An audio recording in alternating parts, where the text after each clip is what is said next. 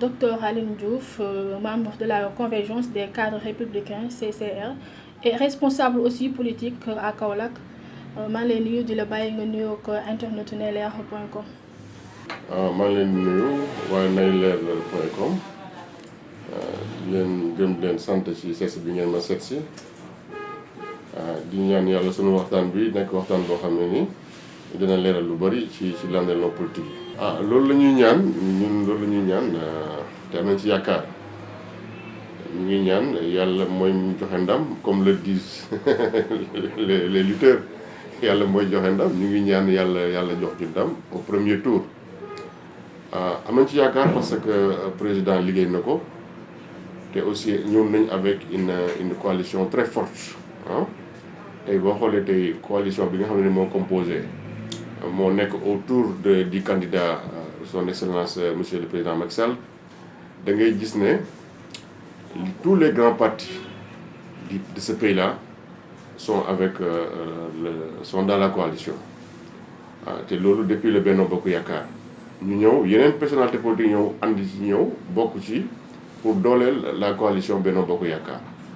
c'est des personnalités politiques d'envergure yi nga xam ne ni tey Sénégal xam nañ ci politique ñoo xam ne ni tey ku kenn naataal new ne am nañ ay nit seen ginnaaw ñoo tey gis ne président de la République depuis qu'il est là ce qu'il est en train de faire lépp bu ñëwee ba léegi gis def na loo xam ne nii ñëpp dañuy seen bët ñoom tim ñu ñëw ne ñun kat vraiment dañuy ñëw bokk ci la construction de ce pays là ñu ñëw ànd ci le président de la République. donc tey mun naa wax ne en plus ñi nga xam ne ni tey yàlla def na ne il voulait être candidat mais peut-être seen parrainage dem na ba nga xam ne nii mënuñoo motale li nga xam ne ni moom leen loi parrainage bi defal ak ñi nga xam ne amoon problème avec la justice ba conseil constitutionnel invalidé seen candidature yu ci bëri tey am na ñoo xam ne ñëw nañ ci candidat yooyu ñëw jàppale le président Macky Sall kon nag ñun vraiment am nañ xel bu dal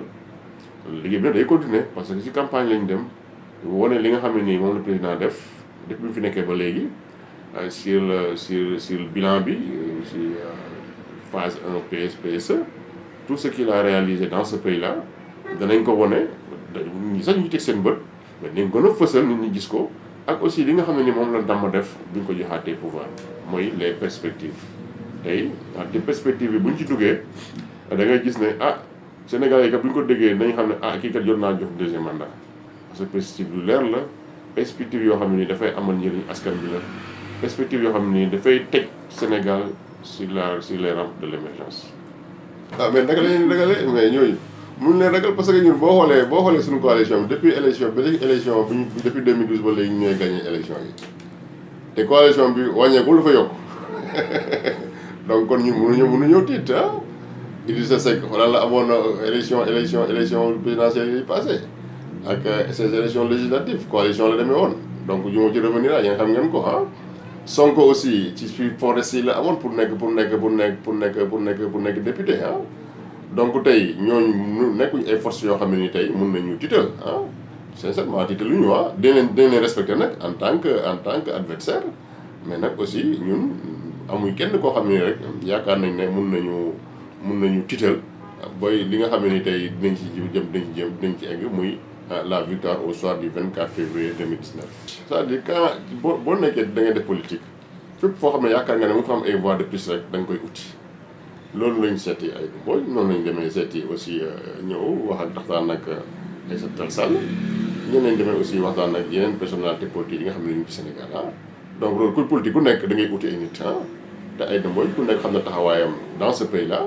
donc aujourd'hui gisuñu amul benn kii pour dem toog ak moom waxtaan ak moom ne ko nag ñëwal ñoo ànd ñu bokk liggéey réew mi te loolu yaakaar naa ne am nañ yaakaar ne elle va répondre favorablement à l'appel de notre candidat le président Macky Sall. non du rey suñu parti est toujours la locomotive de cette coalition là l'APR c'est vrai que c'est un jeune parti mais c'est un parti qui s'est massifié depuis sa création depuis sa création am na ay partis yu amoon yoo xam ne ñoo ñëw seey ci biir je peux parler mun naa jox l'exemple du parti de Zahra Iyane ak yeneen partis yoo xam ne amoon nañ dañoo ñëw seey ci biir APR am ñeneen ñoo xam ne aussi daawuñu def politique ñëw dugg biir APR pour politique ak ñeneen ñoo xam ne nii gëm nañ ne président de la république APR nekk na parti boo xam ne nii parti boo avenir ñoo dugg si donc loolu mënul kii avenir APR avenir kay yi ñuy wax mooy c'est un avenir radieux pour l'APR parce que avenir radieux bi mooy tey parti boo xam ne gis nañ ne am nañ ci moom yaakaar da ngay xool nu muy doxee di nga gis ne APR y a beaucoup qui viennent comment dire pour ñëw soutenir APR ça c'est un de deux aussi tey ñu am benn symbole bi mooy tey tout récemment rek bu ñuy installé kii le territoire national on l'a fait à l'enceinte même du nouveau siège de l'APR mu nekk un grand siège boo xam ne ni tey kon parti boo xam ne ni kii parti bu taxaw la maintenant comme tous les autres grands partis de ce pays là donc ñun kon amuñu titre pour l'avenir de l'APR xam nga bon on est en politique mooy li ma la waxoon léegi rek on est en politique ñun ñëpp ay sénégalais lañ ku nekk fu la neex nga féetee ku nekk est libre de choisir son camp. mais da ngeen ko doon tey aujourd'hui non mais booy politique mais attention quand tu es d'un bord mun nga wax ne attends man lii neexuma bëgguma ko parce que période boobu loolu moo amoon loolu nga gisoon loolu nga gisoon mais ñun duñ ko tuddee comme transhumance ni ko nit ñi waxee nii ñun ñu koy tuddee mooy leen rek gis nañ ne le président Macky Sall donc man appel boobu lay lancé que dëkk bi ñun ñoo ko bokk réew mi ñun ñoo ko bokk li fi nekk ci alal ñoo ko bokk kon ñun ñëpp nañ ko bokk sàmm ko élection yi 24 heures rek ñu jiital ku nga xam ne nii yaakaar nañ ne kat bu ñu ko joxee Sénégal dana dem fu ñu bëgg ñu jiital ko mu liggéey Sénégal ñu àndal ñun ñëpp nekk benn man appel boobu lay lancé au Sénégalais.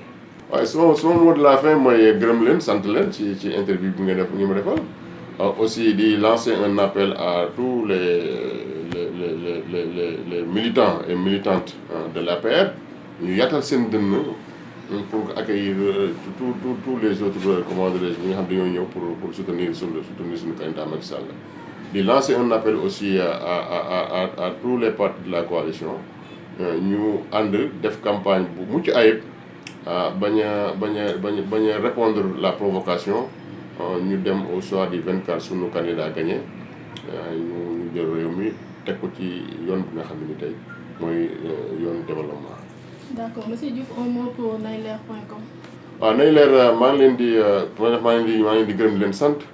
di leen ñaanal aussi ngeen dem ba ngeen bokk ci site yi nga xam ne ni da ngeen di ràññee ci Sénégal parce que aussi lu ñuy wax toujours tout début est difficile